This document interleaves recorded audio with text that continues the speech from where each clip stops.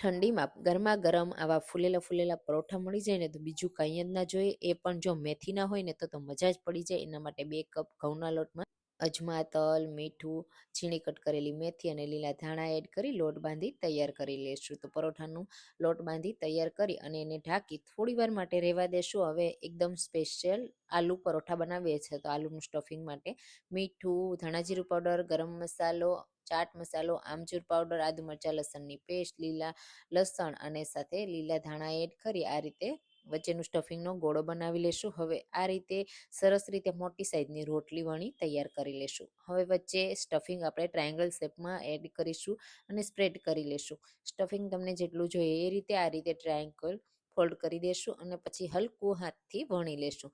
સરસ રીતે કોર્નર સાઈડથી વણી લેવાનું અને પછી તમને ઘી, તેલ કે બટર જેમાં શેકવું હોય ને એમાં શેકી તૈયાર કરવાનું.